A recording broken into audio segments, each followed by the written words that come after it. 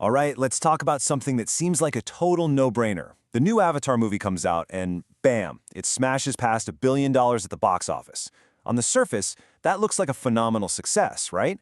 But what if I told you that this blockbuster hit might actually be signaling the beginning of the end for the entire franchise? Yeah, I know, it sounds crazy, but let's break it down. Okay, so first, let's set the stage a little. Hollywood is in a really tough spot right now. I mean, the domestic box office is seriously struggling to get back to those pre-pandemic glory days. We're talking over $11 billion a year. Last year, it barely scraped past $8.9 billion. And here's the kicker, that's with ticket prices being way higher, like 30 to 40% higher, so fewer people are going to the movies. The industry desperately, and I mean desperately, needed a hero. And right on cue, a hero seemed to appear on the horizon. It was, of course, the latest trip back to Pandora.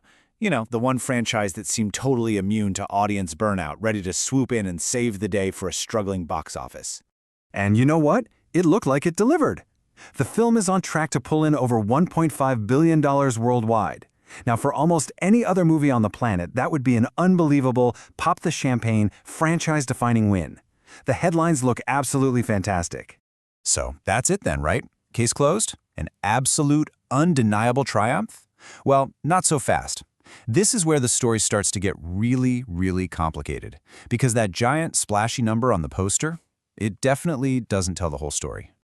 Okay, so to really get why this is a problem, we've got to look past the flashy revenue numbers and start talking about the absolutely astronomical cost of creating this world, and more importantly, what it actually takes for a movie like this to even turn a profit. So get this, the production budget alone is reportedly around $400 million. $400 million! But wait, you're not done. Then you have to factor in the global marketing push. You know, all the ads, the trailers, the premieres. That easily tacks on another $200 million. So before a single ticket is even sold, the studio is already in the hole for roughly $600 million. That's a huge gamble. Now, here's a crucial rule of thumb in Hollywood that a lot of people don't know about.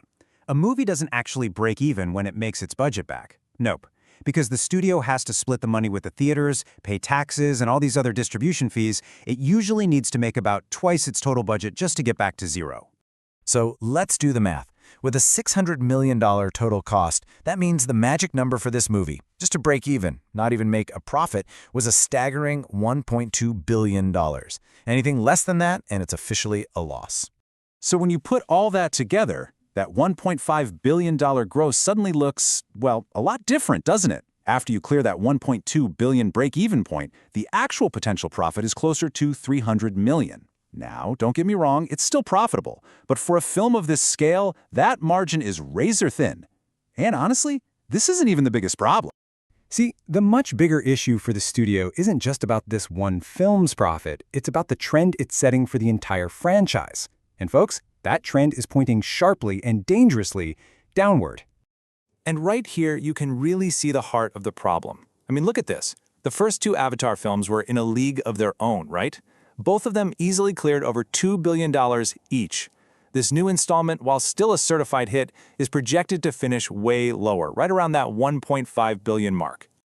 So let's be super clear. This isn't just a small dip. We're talking about a potential revenue drop of anywhere from $500 million to nearly $1 billion compared to the previous movies.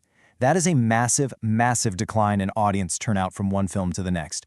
And this all leads to the billion-dollar question that I guarantee you executives are asking themselves in boardrooms right now. If we greenlight another one, Avatar 4, and the box office drops by a similar amount again, what happens then? All of a sudden, you've got a sequel that costs $600 million to make, but it might only pull in $900 million or $1 billion. It would completely fail to break even and would actually lose the studio a fortune. But wait, there's more. As if that scary downward trend wasn't concerning enough, there are two major catches hidden deep in the fine print that squeeze that already thin profit margin even further. All right, catch number one has to do with where all this money is being made. You see, a huge chunk of Avatar's success comes from the international box office, which is great, but not all international dollars are created equal. Okay, so in the good old USA, the domestic market, the studio gets to keep a pretty healthy slice of the pie. For every $1 billion earned at the box office here, they'll see about $550 million of that come back to them. Not bad. Now, let's compare that to China, which is a massive, massive market for this franchise. For every $1 billion made over there, the studio might only see, get this, about $200 million. The vast majority of that money stays in China with the theaters and the government. So when you hear those huge international numbers being thrown around, you got to remember the studio's actual take-home pay is way, way smaller. And that brings us to the final, and maybe the most significant catch of all. It's all about the deal that determines who actually gets to pocket the profits that are left over. So, you remember that roughly $300 million in profit we calculated earlier? Well, that doesn't all go into Disney's bank account. Not even close.